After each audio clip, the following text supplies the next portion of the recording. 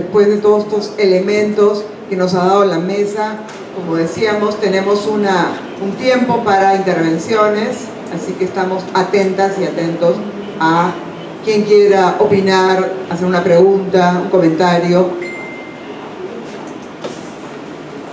Bueno, ustedes han planteado en general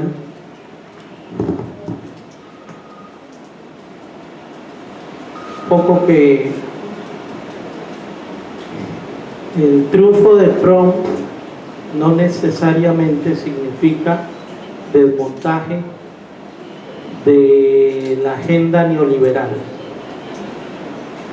Una tesis o una hipótesis. También se ha señalado, o uno infiere que con los cambios en Argentina y Brasil viene a acentuarse la lógica de la agenda neoliberal. Bueno, hoy Uruguay, con gobierno entrecomillado y con signos de interrogación de izquierda y progresista, el Frente Amplio está fuertemente presionando al Mercosur para variar el tema del acta constitutiva, de que se puedan negociar tratados de libre comercio por la negociación que tiene avanzando con China, el TLC Uruguay-China, que acaba de estar Tabaré en China.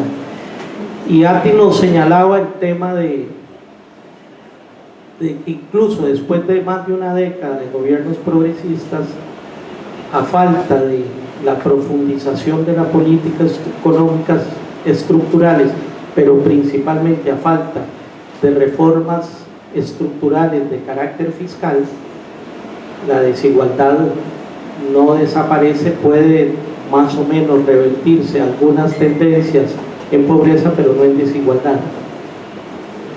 Entonces, la pregunta es, ¿estamos a las puertas o no de una profundización y homogenización de la agenda neoliberal económica en América Latina, con estos cambios que están sucediendo hacia la derecha en Sudamérica? ¿O va a ser la elección de Estados Unidos un elemento de regulación o de estímulo más bien a la profundización de esa agenda neoliberal económica? Felicidades, porque realmente nos dieron muchos elementos los expositores por su conocimiento y por compartirlo, pero dentro de este contexto geopolítico que ustedes nos plantean,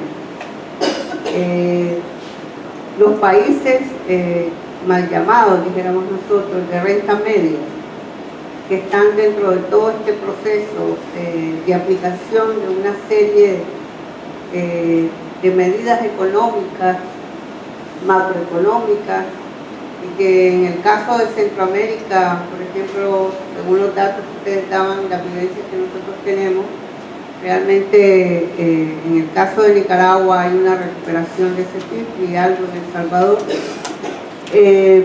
Pero ¿qué implica realmente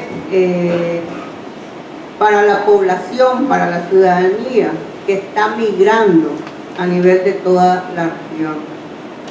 También se ha hablado de los tratados de libre comercio como una de las opciones, como uno de los instrumentos, pero estos tratados realmente son contradictorios al desarrollo que aspiran nuestros pueblos por todo lo que implica la inversión extranjera directa. Ahí hay como una contradicción. Por un lado, los Estados Unidos tienen pendiente la revisión de esto, especialmente en el caso de Nicaragua y a nivel del mundo, creo. Y ¿qué implicaría, digamos, para estas economías que se ven, que están dentro de la crisis, pero que están emergiendo? O sea, ahí hay un dilema. O sea, ¿qué implica esto? Que son, digamos, lo que tradicionalmente dentro del sistema actual hemos visto como crecimiento económico. Y específicamente lo que decía Juan, sobre el sector de la economía social, que antes se llamaba el sector informal, en nuestros países anda como el 70%, y es un tipo de economía, estamos hablando de las economías alternativas, que muchas veces no las vemos, no las sentimos, que tiene que ver con todos los temas de economía del cuidado, del buen vivir, de los procesos de economía social que estamos viviendo en la región. ¿Cómo valorarían ustedes, digamos, este tipo de economías alternativas a todo este proceso que se está viviendo del sistema? Sí, quería preguntarle a Juan si puede hablar un poquito más sobre la economía no observada de la OCDE, intentar entender un poco más sobre esto, porque por ejemplo en el caso de Río de Janeiro, un poco lo que contaba hoy y mañana, la ciudad está tomada por esta economía no observada, vive de esa economía no observada. Río de Janeiro vive del aire, no tiene actividad económica realmente, un poquito de turismo, un poquito de servicios, qué sé yo. A lo mejor además consiga hablar un poco más de lo que es la economía formal de Río de Janeiro. Pero las favelas, la élite bandida de Río de Janeiro ha conseguido echar para atrás. Me acuerdo de aquel cómico de la gente que decía, atrás, atrás. Entonces ellos también están atrás, atrás para toda la gente que está en las favelas, no puede bajar de ahí, y ahí se produce todo, el tráfico de drogas, el tráfico de armas, los negocios de la informalidad toda, desde la marmita de comida que doña María le prepara al traficante, pequeño traficante, hasta el marido más importante de la favela, la ropa, les gusta usar tenis y cosas modernas, y entonces alguien se la tiene que llevar al morro porque no puede salir a la ciudad para comprarla. Es todo una economía, todo un mercado. Y las iglesias pentecostales de mercado sirviendo para el lavado de dinero de ese tráfico de drogas, de armas, de todo, con el tiempo que no tiene ningún control de parte del Estado. Y esto es toda una economía observada que funciona horriblemente, pero a la mil maravillas desde el punto de vista también que conviene al control social total de la población. Entonces quería entender un poco más cómo esto puede ser ligado, desmontado, pensado. La otra cosa que quería preguntarle a Rosa, ¿tu nombre? Rosa. A ti. Entonces, en los cambios estructurales me gustaría pedirte que te focalizaras un poco, porque nosotros hemos venido trabajando mucho en la falta de cambios estructurales que mencionabas muy bien sobre el tema de la economía del cuidado y lo que ha significado que también esto es otro de los cambios estructurales no realizados en la región. Sí, yo igual una pregunta. Bueno, en el periodo de recuperación económica tuvimos una oportunidad importantísima de redistribución. Ahora que hay una recesión, digamos, o una desaceleración, crisis, como académicamente lo quieran definir, el presidente negó en mi país que hay crisis económica y dijo, la definición académica es otra. Pero lo que habría que pensar ahí es qué posibilidades reales hay de redistribución ahora, que estaba como decaída. Y hay una pregunta concreta que me gustaría hacer. Hay un debate que no hemos dado, ¿sí? O sea, nosotros simplemente, quienes creemos en que hay que profundizar la redistribución, suponemos que hay que redistribuir y ya, y nos saben dar un contraargumento. Esto desalienta la inversión. Habría que dar un debate, porque no hemos desarrollado respuestas más elaboradas, sobre cuáles son, por ejemplo, la tasa de distribución justa, ¿sí? Sin afectar, o afecta o no afecta las diversas asignaciones de inversión, ¿no? Para además, desde la REBRIC, en la línea de Pablo, en este momento que ya el debate pasa, no solamente ha pasado de la redistribución a la reestructuración económica, ¿qué propuestas hay para enfrentar la crisis en Brasil, sin perjuicio de las condiciones políticas que no son las favorables, pero a nivel de propuesta para superar la crisis brasileña? Al diputado qué condiciones reales hay para que no quede impune lo de Macri, para realmente llevarlo a un juicio político o al canal que corresponda por este tema, ¿no? Sé que es difícil, hay condiciones difíciles, pero ¿cuáles son las condiciones o la correlación de fuerza que permitiría que esto no quede impune, ¿no? En el caso de Ariela, ¿qué diferencia o qué plus tiene el TPP o el TISA respecto de lo que ya existe como TLCs vigentes en la parte del Pacífico, ¿no? ¿A dónde más nos lleva el TPP en protección de inversiones o en algunos otros temas que son peligrosos? Y finalmente para Ati y para Juan, si esta agenda desde la OCDE que se presenta, como ustedes del BEPS y de las alternativas en los foros mundiales para combatir la ilusión, qué tan efectivas son y cuál es la alternativa desde la región para eso. Buenas tardes, muchas gracias. Luisa Molina, de Nicaragua. Dos preguntas.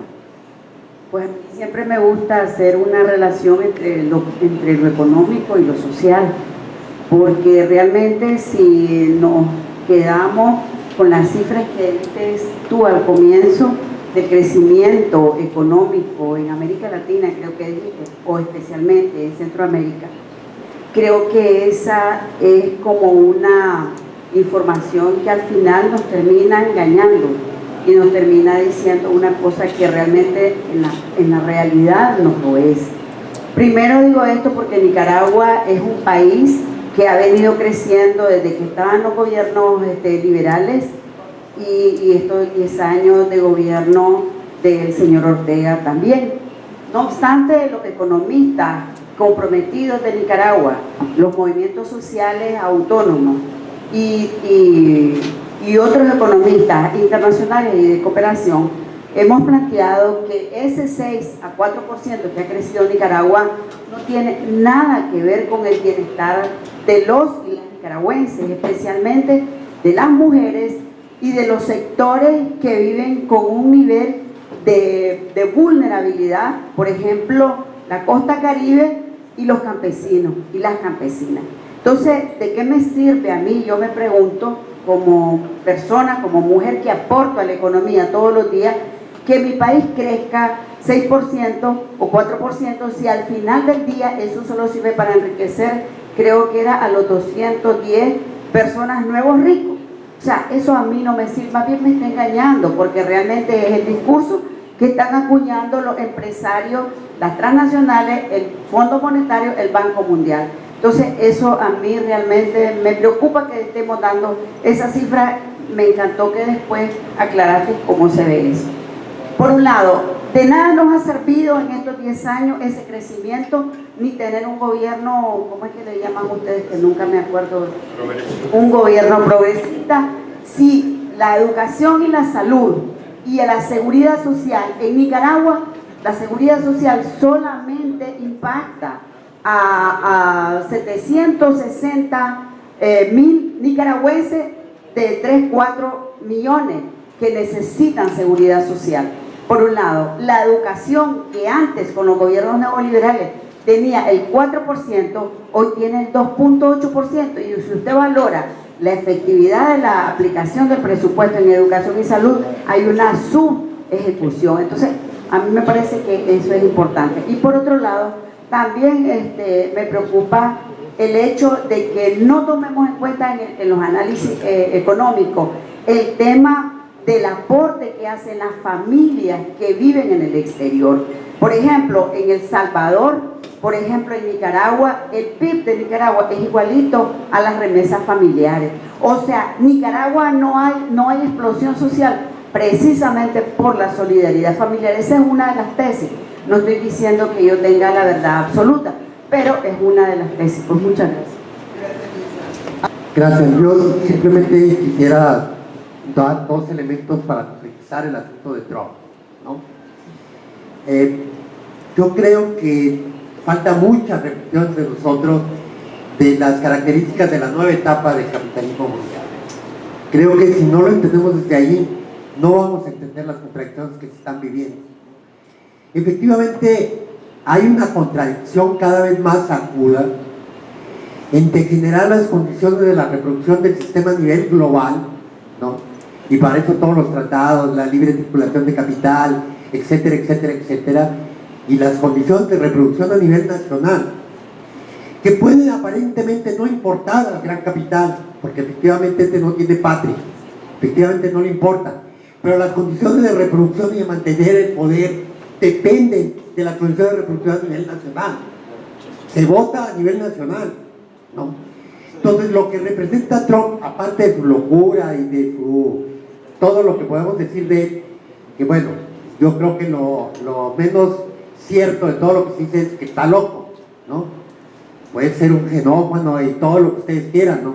Pero bueno, en fin, es reflejar una salida por la extrema derecha, por lo que ustedes quieran, de las dificultades que hay para la reproducción a nivel nacional de Estados Unidos. Yo sé que muchas de las cosas que ha planteado no las va a poder realizar, ¿no? Pero tampoco por uno minimizar, no es puro discurso, no es puro discurso, es un hecho. Las condiciones de reproducción política en Estados Unidos se basaban en el estado de bienestar. Básicamente los mecanismos de control y de garantizar que las contradicciones no se agudicen era un cierto nivel de bienestar que se acabó en Estados Unidos para una gran parte de la población.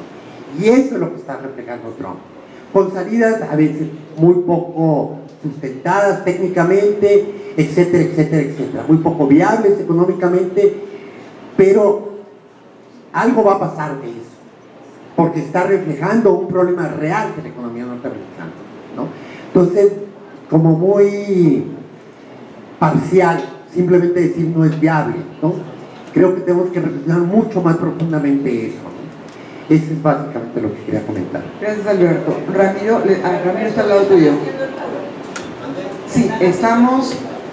tenemos Ramiro, sí, y luego y cerramos con Aldo. No, es una cosa puntual. Rodrigo, perdón, déjame el nombre.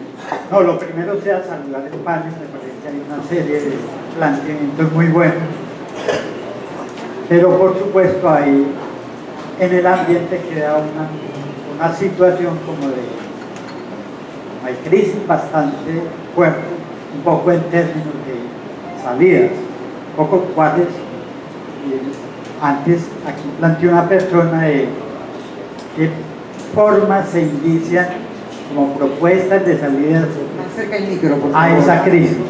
Esa es una primera anotación. Y dos, en el mismo ejercicio del sistema que se está analizando, qué peso o qué cambio está sufriendo hoy el sistema financiero de la economía. Gracias. Bueno, reciban un cordial saludo de Ecuador. Sobre el tema de los paraísos fiscales, en nuestro país también hay grupos que tienen paraísos fiscales. Sabemos que este fondo se refleja en la economía nacional del país y especialmente en el presupuesto general del Estado. ¿Por qué? Porque recae sobre los ciudadanos, ¿no? Sobre las políticas públicas del Estado.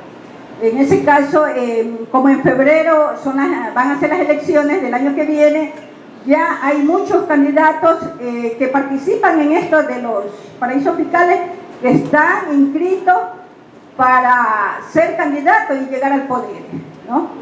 Y en Ecuador se está trabajando una propuesta.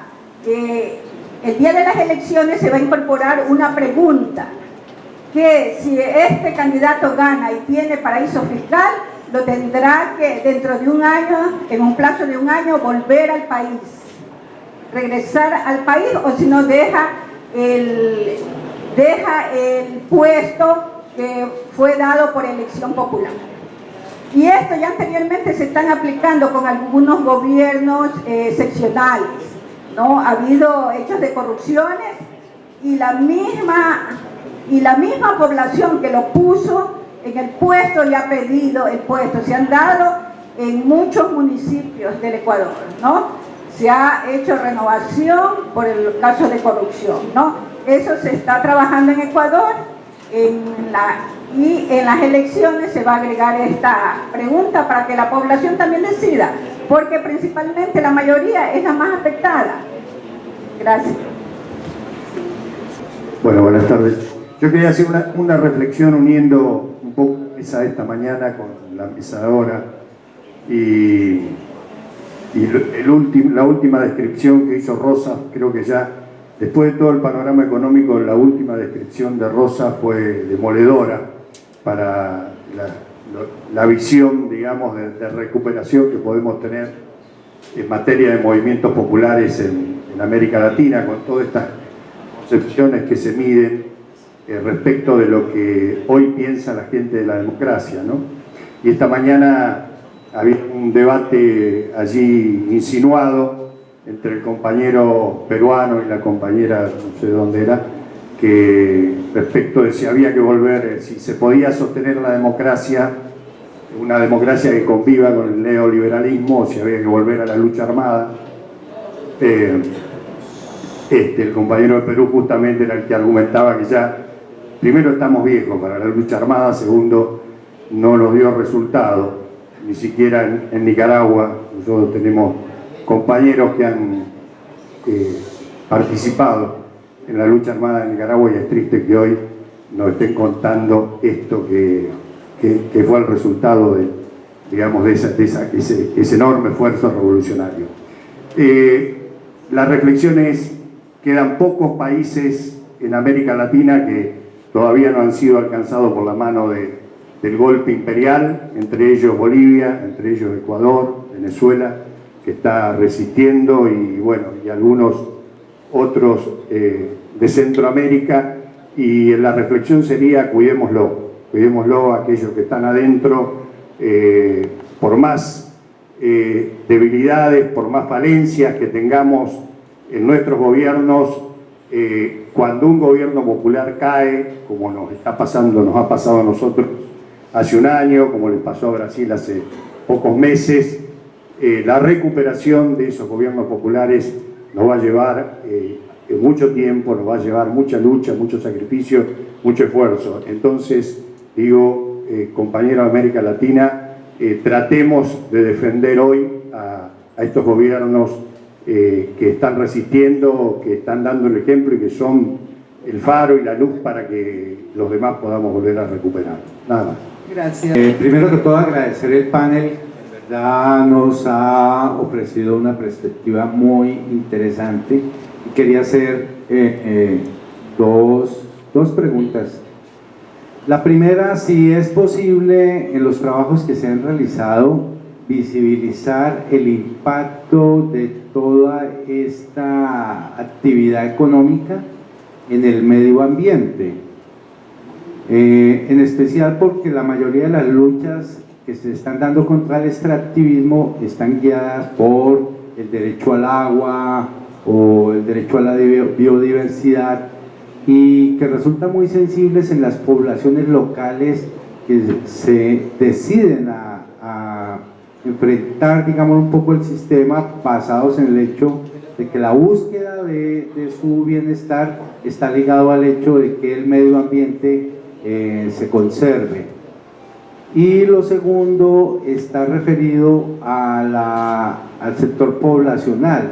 No sé si es posible verificar en los trabajos que se han realizado la participación de la mujer, y en otro aspecto la participación de los jóvenes, que querría decir un poco por dónde anda la rotación generacional que tiene la región, para verificar, qué jóvenes, cómo están los y las jóvenes emergiendo, o si la situación con relación a las otras poblaciones etarias, es decir, ¿qué pasa ahí en ese campo? Gracias. Personas en la mesa, a quienes quieran 5 minutos para responder, completar la información, etc.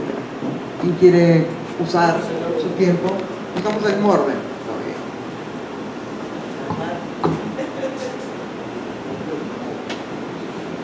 Bom, 5 minutos para esse monte de questões, mas vou tentar juntar algumas coisas aqui.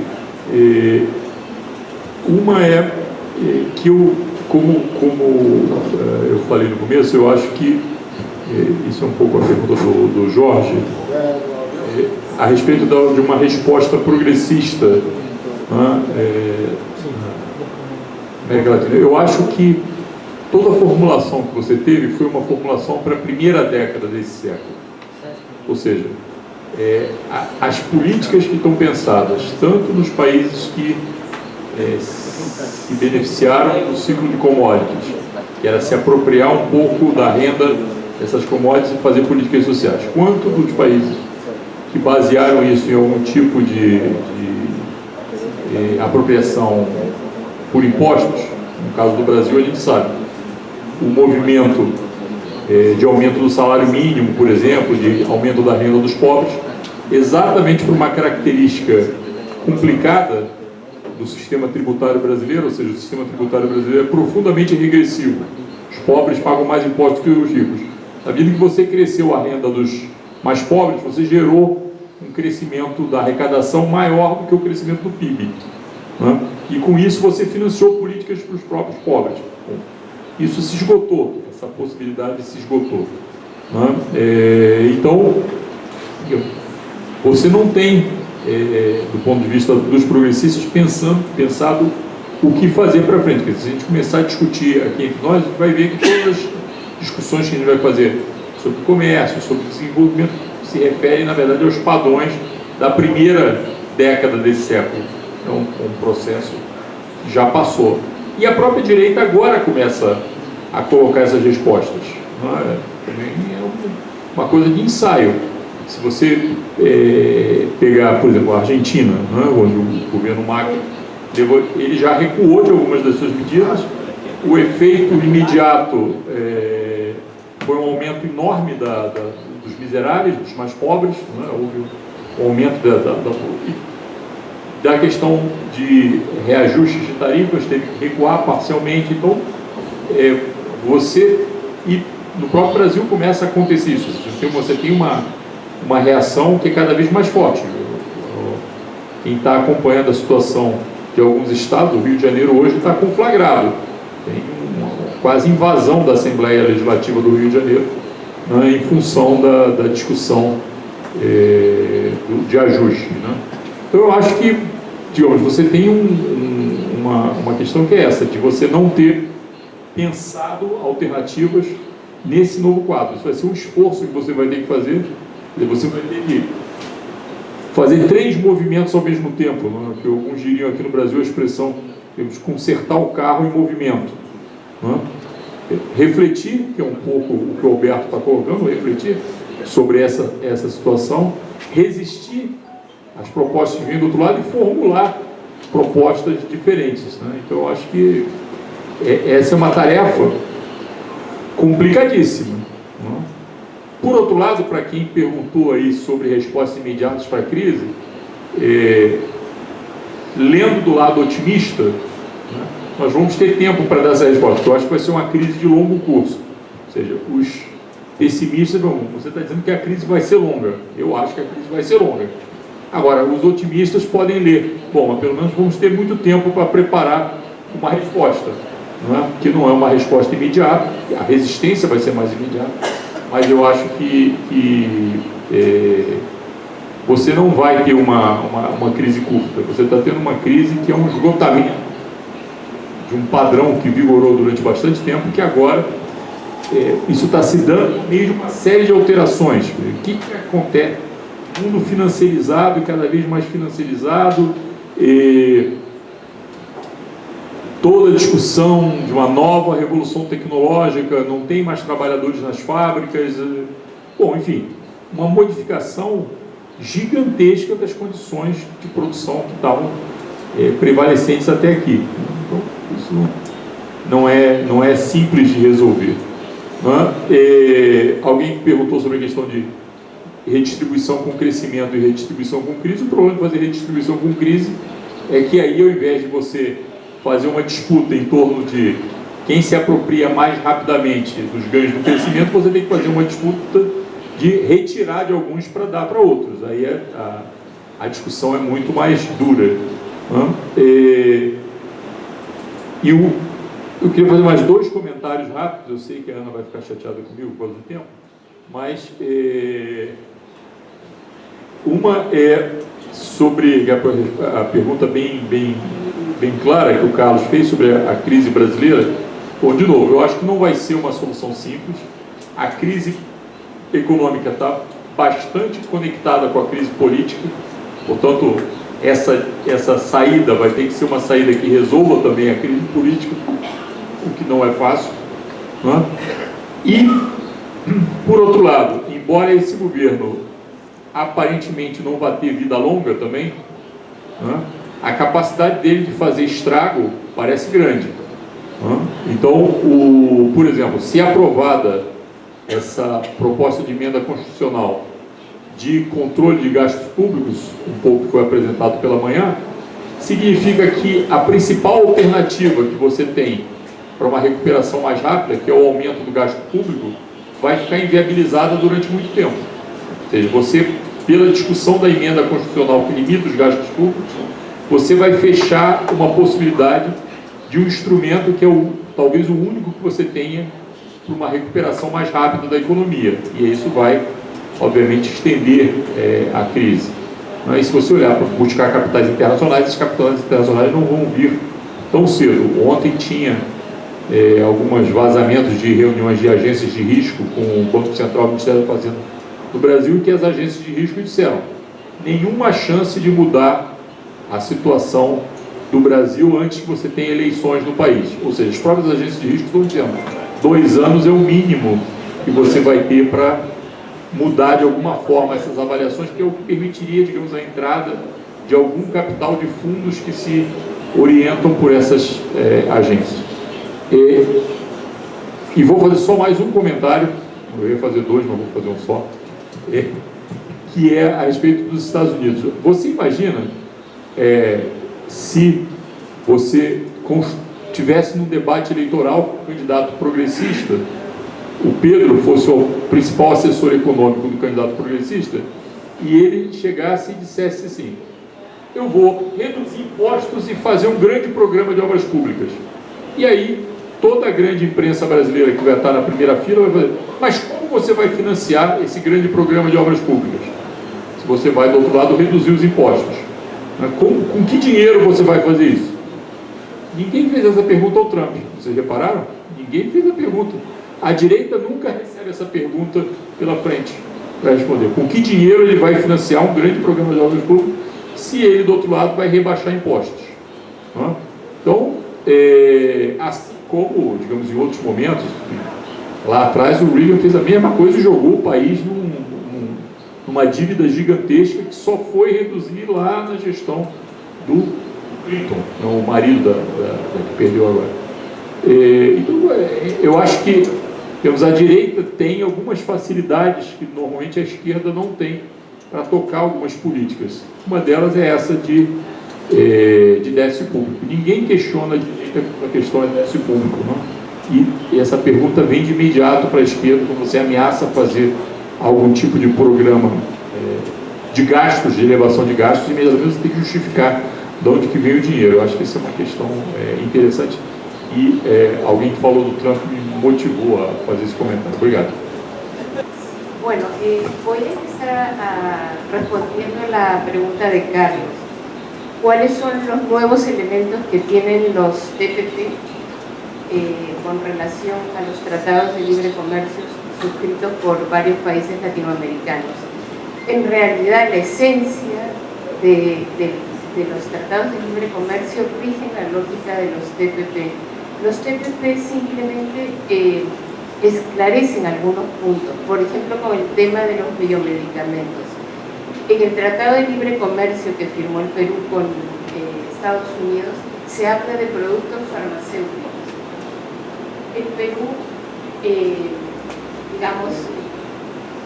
Perú, lo que hizo fue, en la regulación interna, las leyes se tienen que adecuar al tratado.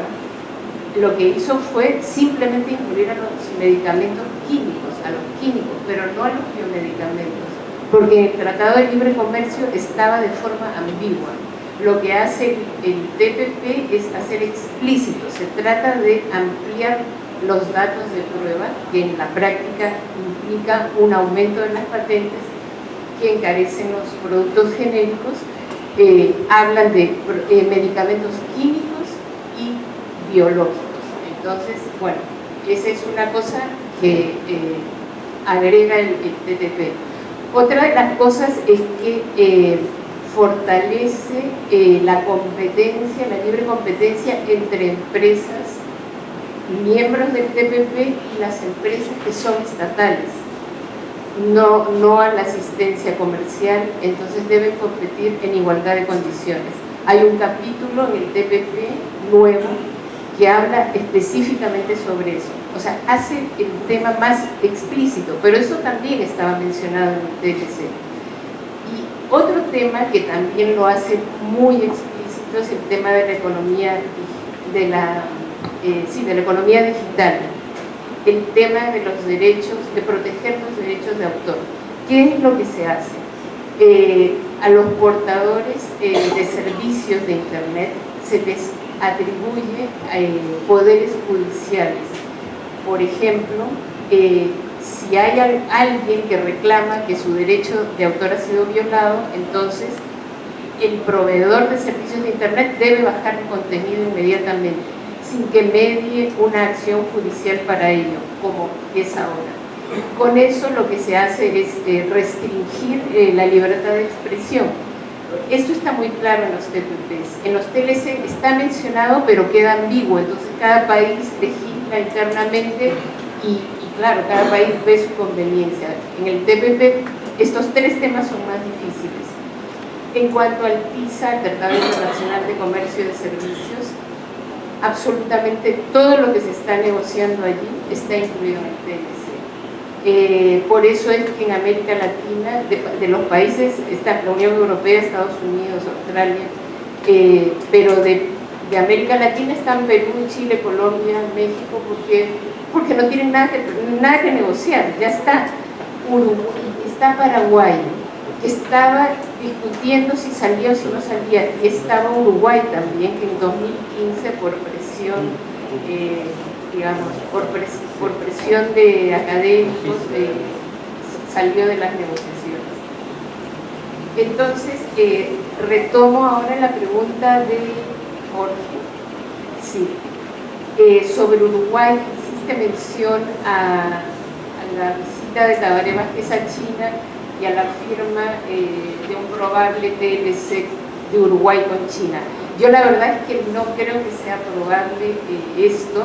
Uruguay ha hecho varios intentos a lo largo de los últimos años por salir del Mercosur y firmar TLC con Estados Unidos, pero ahí Argentina y Brasil le caían duro y le decían no, porque si tú firmas con Estados Unidos o con quien fuera, claro, pierdes tus beneficios en el Mercosur.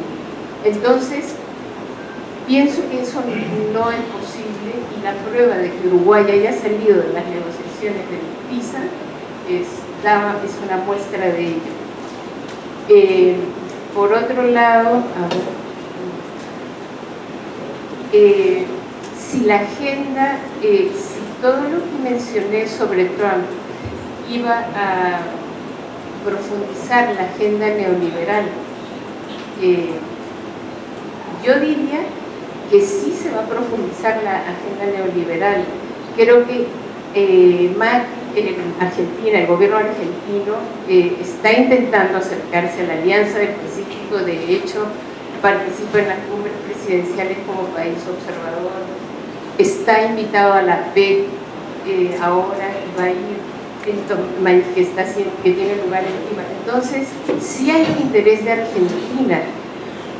Y en realidad, si la mitad de América Latina tiene los mercados abiertos con la Unión Europea y con Estados Unidos, se le hace muy difícil a Brasil y Argentina y a Uruguay y al Mercosur resistir. O sea, ha sido una resistencia bastante importante en todo este proceso de negociación de los TLC. Yo, la verdad es que filosóficamente y económicamente nunca he estado de acuerdo con los TLC, pero reconozco que ahora a Argentina y a Brasil se les hace más difícil, porque pienso que a pesar de Trump, Estados Unidos va a seguir con su agenda, con su política de Estado. Reconozco también lo que dices, Alberto, de que algo ha cambiado en Estados Unidos, de que el triunfo de Trump es expresión del malestar por la pérdida del estado de bienestar de la población norteamericana. Pero es una economía que está creciendo 2,9%, que el desempleo está en menos de 5%. Verán la forma de organizar programas sociales, de mejorar la salud, la educación, es la primera potencia del mundo, pero lo que yo sí veo difícil es que ellos no continúen con su agenda de fortalecer sus relaciones con Asia para hacerle frente a la presencia económica y militar china, para seguir escribiendo las reglas del comercio internacional, para que el dólar siga siendo la moneda internacional de cambio y de las reservas internacionales. No veo viable un incremento de aranceles de importación a China, porque China le sale a vender sus reservas, sus dólares en las reservas internacionales. Y tampoco veo viable que le pongan aranceles a México. Podrán, como decía, renegociar el Telecán, pero no digamos, que van a arancelar, proteger. Ese proteccionismo yo no lo veo posible, porque son empresas que están integradas, hay encadenamientos productivos en el Telecán. Las empresas canadienses, o sea, es una verdadera integración de encadenamientos productivos, que es verdad que están ubicadas en el norte de México, y todo el país hacia el sur es de una pobreza y una desigualdad que tú lo conoces más que yo, pero no veo posibilidad. Además, ¿a quién representa Trump? Trump es parte del establishment. ¿Va a poder el señor Trump enfrentarse a los laboratorios farmacéuticos, a la coalición de empresas de servicios que les decía antes, a los mercados de valores, a los productos derivados? Yo creo que, como dice el profesor que les conté, Alan Lichman, el profesor predicción, antes le hacen un juicio político. Es lo que él ha previsto, que a Trump le van a hacer un juicio político. O sea, eso es más probable a que haya cambios significativos. Por lo tanto, estamos hablando de hipótesis. Yo tengo la hipótesis de que probablemente se profundice la agenda neoliberal, lamentablemente. Quizás uniendo alguna de las preguntas que me decía, creo que Carlos, si se le iba a poder condenar al presidente Macri. Si no fuese Macri más que presidente, seguramente existiesen más posibilidades. Es más, si fuese cualquier vecino común que lo agarran evadiendo y lavando, es probable.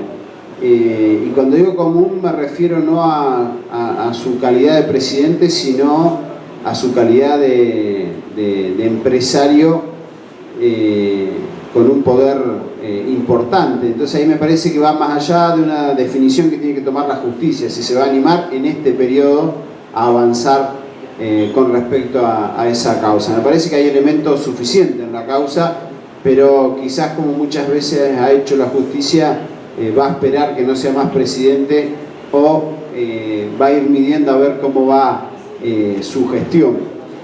Ahora bien, nuestra preocupación, yo intentaba explicarlo en la exposición, no es el presidente Mauricio Macri. Nuestra preocupación es los miles de Mauricio Macri empresarios que generan que haya una fuerte presión fiscal sobre los trabajadores, aún con un presidente, tanto Macri como todos los candidatos, prometiendo que se va a quitar presión fiscal a los trabajadores y sumar presión fiscal a otros sectores, cosa que no se ha cumplido. ¿Y cómo resolvemos eso? Y lo vamos a poder resolver, y quizás también la causa pueda avanzar, si desde lo legislativo generamos herramientas o instrumentos para que, en el caso de la Argentina, la AFIP pueda controlar esto. El problema es que quien representa y quien dirige, quien está a cargo de la AFIP, es una persona que tiene muchos intereses en estas guaridas fiscales o en estas offshore empresas fantasmas. Por eso la discusión legislativa no va a ser fácil en avanzar con normas que le vayan poniendo un freno y evitando esa sangría que hoy tiene nuestro país y muchos de los países, bueno, lo mostraban acá. Porque el otro problema del neoliberalismo que es mucho más neoliberalista que nacionalista, entonces tampoco les importa mucho a dónde va a parar ese dinero si lo único que les interesa es seguir acumulando y acumulando. Me parece que las discusiones de la justicia, por más que avance, no va a resolver el problema económico que tiene el país o que le genera al país las guardias fiscales si no se avanza en un proceso legislativo que vaya poniéndole cada vez más frenos. Con cuestiones obvias, esto que yo he presentado como proyecto, que al menos las empresas o personas que sean proveedoras o contratistas del Estado por lo menos no puedan tener vinculación con guardias fiscales, cualquiera diría que es lógico que cae de Maduro. Bueno, cualquiera lo dice menos las 129 voluntades que necesitan el Congreso para levantar la mano y que eso sea una ley. No es fácil porque el lobby que generan es muy importante, pero estamos en ese camino, entendemos y miramos con envidia a algunos otros países como Ecuador, que está avanzando en instalar temas, y otros países que no son de izquierda. España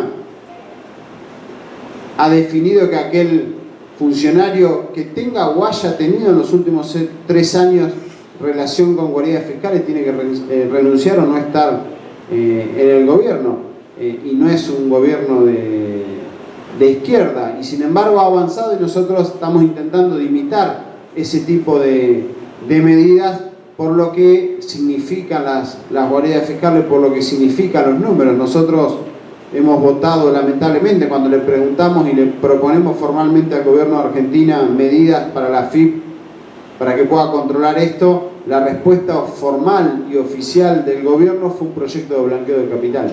O sea, todo lo contrario a lo que estamos proponiendo, sino seguir avalando este tipo de medidas, un blanqueo de capitales que no solamente favorece, sino que grava con una tasa mucho menor a cualquiera que lo agarran con un bien no declarado.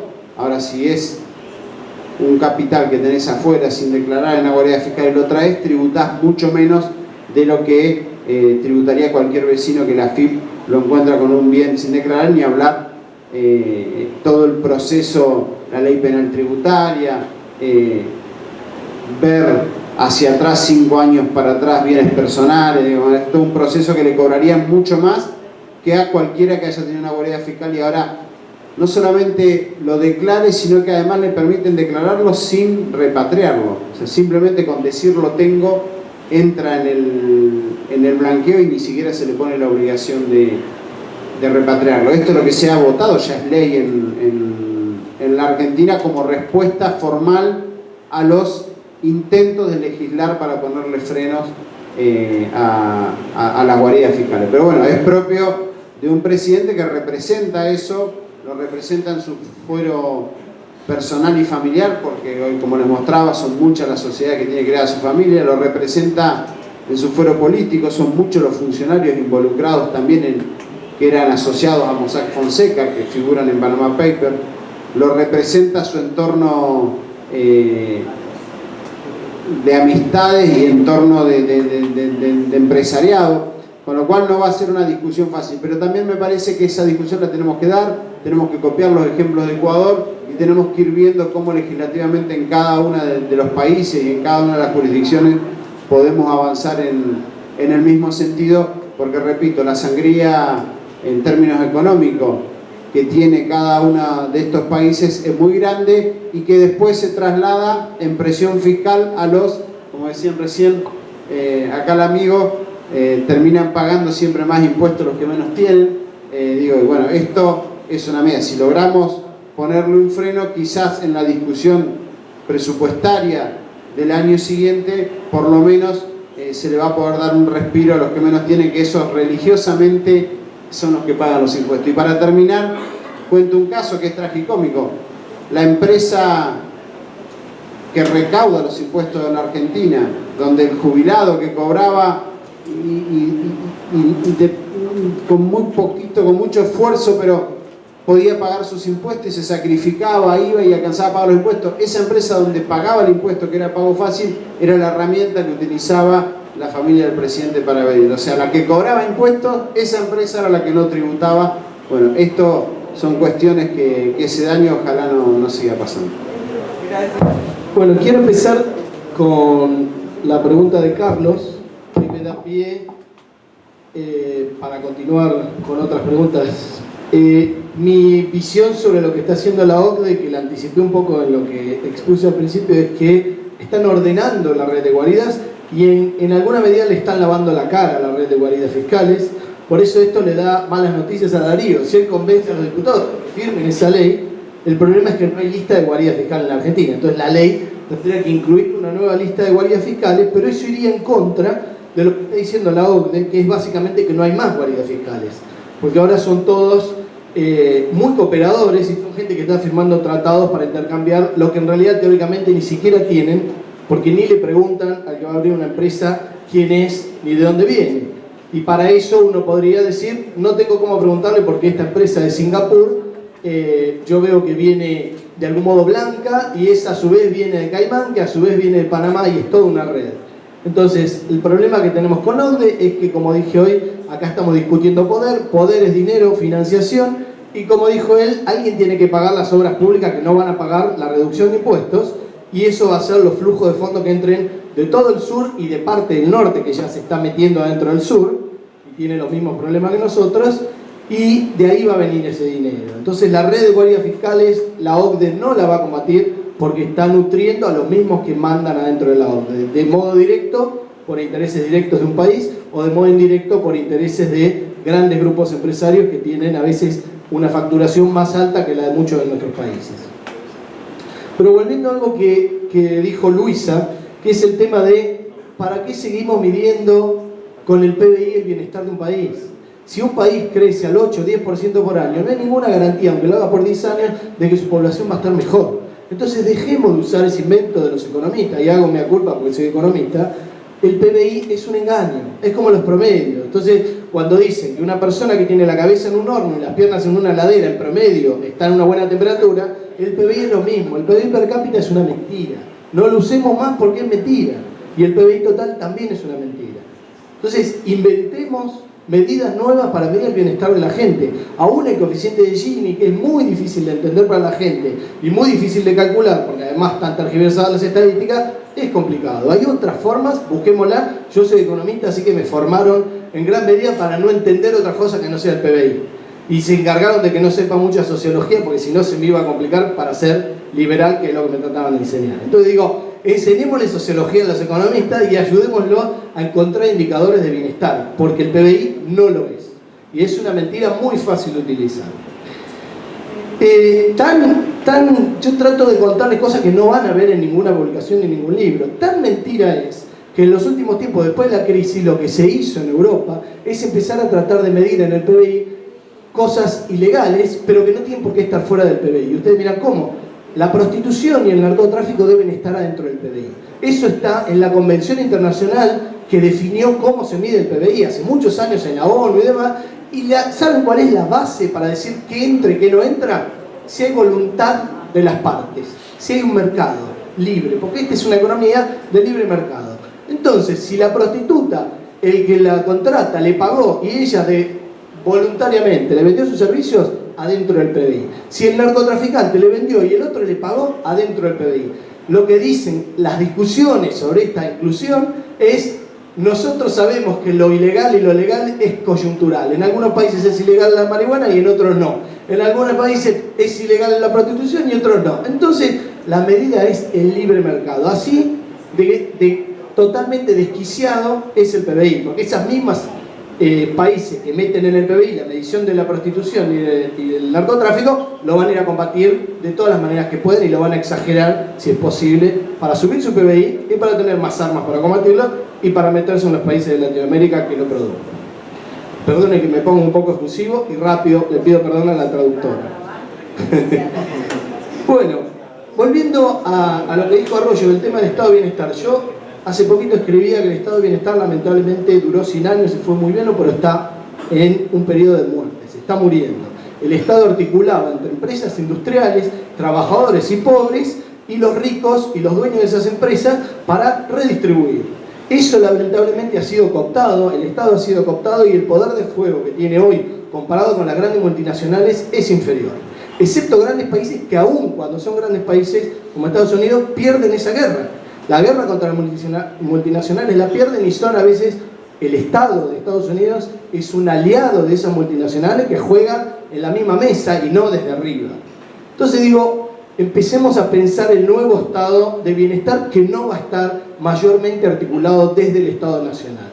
Y ese estado me parece que tiene que ver con otra pregunta que me hicieron de ampliar, y a mí se me ponen a hablar de la economía no observada, que a mí me gusta mirarla, puedo hablar 2 días, tengo un trabajo escrito que fue el último del Cefidar y después lo cerraron, no sé si soy de mala suerte, digamos, o fue la gota que rebalsó el vaso, pero hay que tener mucho cuidado con el tema de el intento que hacen algunos sectores de la derecha y algunos sectores reaccionarios de decir que ahí hay en todos lados ilegalidad.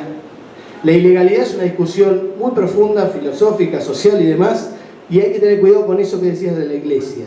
Yo desde la unidad antilavado de la Argentina vi mucho material diciendo que se estaba lavando dinero en las nuevas iglesias, en las nuevas ONG. Entonces, si empiezan a tratar de demostrar que las iglesias pentecostales, que en realidad están por otra razón creciendo, son lavaderos de dinero, lo que van a hacer es atacarlas por eso. Sin embargo, yo creo, y acá voy a dar la cuota de optimismo, que la tenía para el principio, pero lamentablemente la voy a dejar para el final. Mi cuota de optimismo es que este extremo del capitalismo que estamos viviendo hoy, y ahí coincido con Alberto en que no se ha perdido tanto ahora como parece, pero tampoco se ganó tanto en la última década, por un exitismo que pensaba que había cambiado y se había caído el capitalismo, así como Fukuyama se equivocó en su momento, ahora también me parece. Lo que creo es que la gente ha perdido la sensación de tener un sentido por el cual vive y para qué vive. Y esto, como dice Huntington en Choque de Civilizaciones, la va a llevar a mayor xenofobia, que es negativo, a mayor nacionalismo, pero también, por ejemplo, a mayor abrazo a la religión. Y esto lo estamos viendo en todo el mundo, depende cómo se comporte cada iglesia, le llegan más fieles o le llegan los pases de pedido, un pedido de pase a otra religión. Por eso yo creo, aunque no soy fanático de la iglesia, como instrumento, digamos, este Papa tiene una visión totalmente diferente y hoy se comentó de esto, y creo que la Iglesia puede ser un articulador de voluntades con el cual hay que unir muchas fuerzas, porque inexorablemente es un jugador, y es un jugador fuerte, futuro, porque la gente necesita que alguien le dé sentido de para qué vive. Entonces olvidémonos del PBI y empecemos a ver, en vez de compatibilizar lo que hacen los neoliberales, es decir, un ciudadano es igual a un consumidor, y entonces no miden el PBI pero miden consumo, eso pasa mucho en Argentina. ¿Cómo hago que la gente se sienta más ciudadana? La dejo consumir más. Eso tampoco lleva a ningún lado. Con el tiempo la gente tenía 2 heladeras, 3 televisores de plasma, cambió el auto y demás, y no se sentía más feliz. Entonces, logremos encontrar la forma de que la gente le encuentre un sentido al nuevo pacto social. Acá estamos hablando de un nuevo pacto social. Y ese nuevo pacto social tiene que ser más de la comunidad autoorganizada que pedirle al Estado que articule de arriba para abajo. Gracias. Me toca la difícil tarea de intentar decir algo interesante después de todas estas interesantes intervenciones. Voy a tocar solo 3 puntos que me han pedido. Con el BEPS, arranco por los más chiquitos. Con el BEPS, bueno, ustedes saben mucho más que yo del BEPS, ¿no? Pero evidentemente no representa los intereses de los países del sur. O sea, aparte de los problemas que comentaba Juan, está todo el tema de que no habla del tema de exenciones tributarias y que tiene otro problema con el tema de si se graba en fuente o donde se produce. Entonces, en América Latina yo creo que ahora hay una ola que debemos aprovechar con respecto a esto, es decir, necesitamos otras soluciones, ¿no? Y hay una ola, los Panama Papers han hecho que muchos gobiernos empiecen a prestar atención a esto que antes en su vida le habían dedicado mucho tiempo, es decir, tenemos muchos gobiernos involucrados que empiezan a atender esto y a buscar soluciones. y tenemos a un Ecuador con la presidencia del G77 y con una agenda muy potente en el tema. Digamos que no estamos no ha habido un mejor momento para impulsar la agenda antiparaísos fiscales nunca en América Latina como ahora. Entonces, ¿es ahora o es nunca?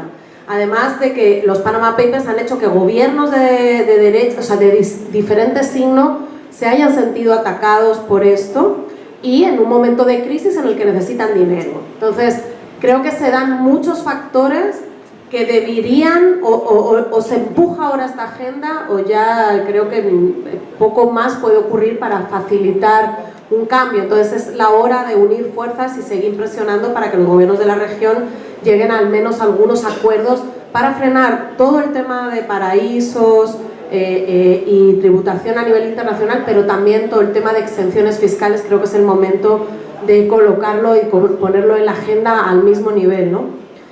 Ese es un punto. El tema de las remesas, me gusta que lo saquen. O sea, las remesas tiene un comportamiento muy fuerte, muy al contrario del resto de los sectores económicos. Yo tenía un gráfico ahí en la presentación en el que se ve cómo las remesas siguen aumentando en mitad de la crisis, y además es que son preciosas porque es la solidaridad de la gente en la familia.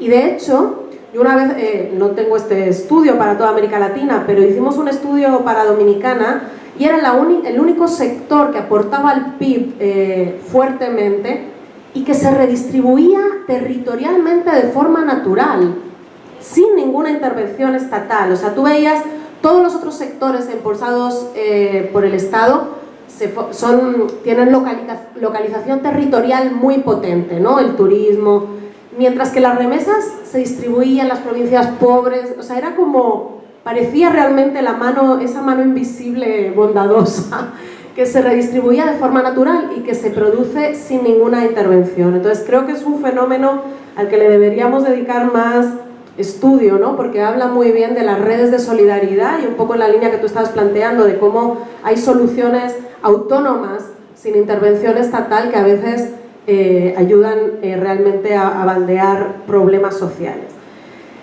Con el tema de ¿es posible redistribuir en crisis? Yo creo que realmente, desde mi mirada, que evidentemente es absolutamente parcial, es la única manera real de salir de la crisis. Por supuesto, hay otro gran sector que opina totalmente contrario a esto.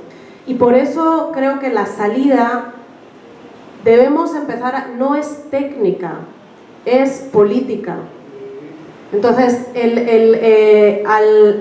necesitamos empezar a ganar el debate público, y era un poco por eso traía el debate del Latinobarómetro. O sea, tenemos que entender que hemos perdido el debate público y que nuestras estrategias en general están muy centradas en el debate académico, en el cabildeo, en sectores poderosos que no nos van a hacer caso porque lo que le estamos pidiendo es que se claven el cuchillo a ellos mismos, ¿no? Y lo que necesitamos es base social, y la base social es la que creo que hemos sido muy poco efectivos en transformarla y en ganar el debate de la opinión pública, sin grandes debates técnicos, solo con grandes mensajes, con grandes ideas como la Coca-Cola, ¿no? O sea, que abre el sonido solo del destape, le produce a nivel mundial a gran parte de la población un placer.